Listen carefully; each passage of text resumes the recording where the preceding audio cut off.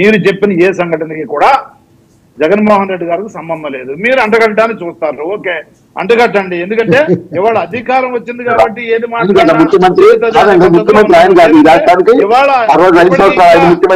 ప్రమాణ స్వీకారం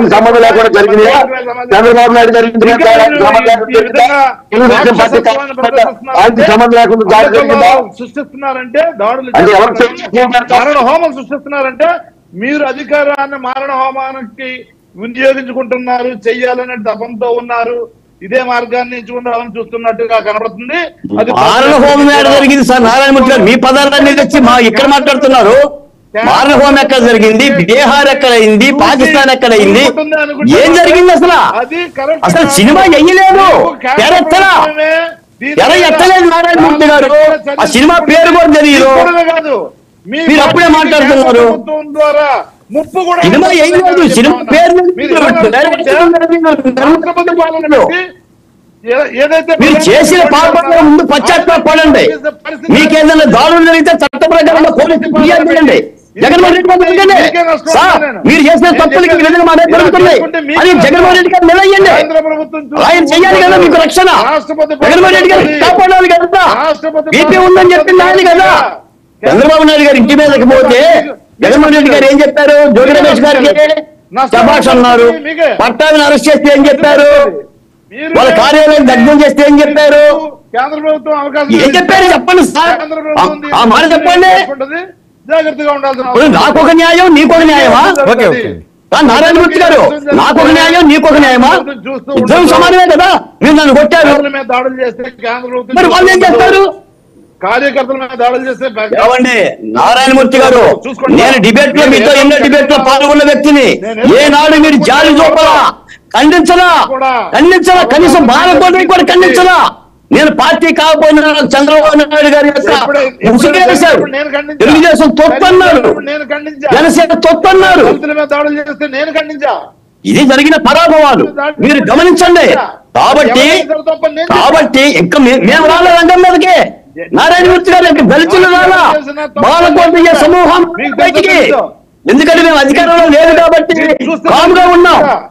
మా డ్రైవర్ సుబ్రహ్మణ్యం సుధాకర్ యొక్క వారసులు రారా, నాకు చాలా ఫోన్లు చేస్తున్నాం. నేను వస్తే సీనియర్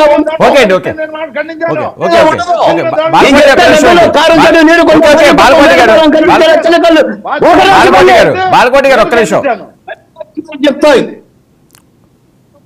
తప్పు నేను చెప్పా.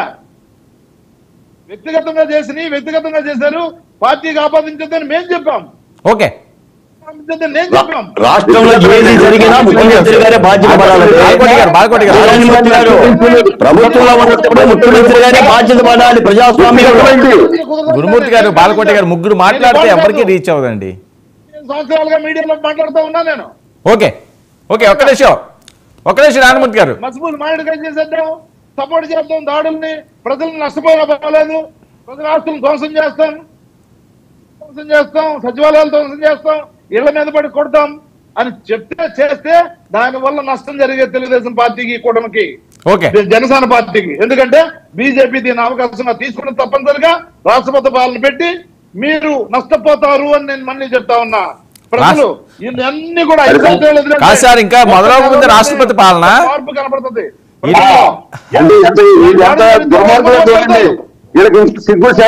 మళ్ళీ బీజేపీ వాళ్ళు చూస్తారు. బీజేపీ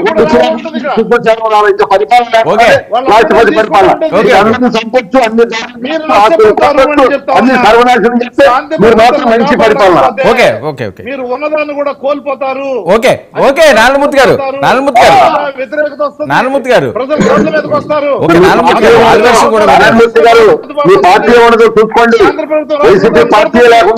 పెడితే మీరు అధికారాన్ని కోల్పోతారని నేను చెప్తా ఉన్నా.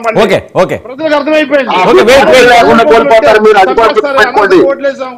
ఓట్లేశారు కానీ అనవసరంగా ఓట్లేసామే అని మ్యాండేట్ ఇచ్చిందని ప్రజలు ఇవాళ చర్చించుకుంటా ఉన్నారు.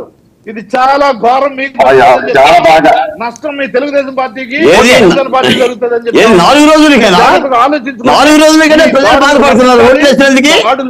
నారాయణమూర్తి గారు 4 రోజులు బాధపడుతున్నారు.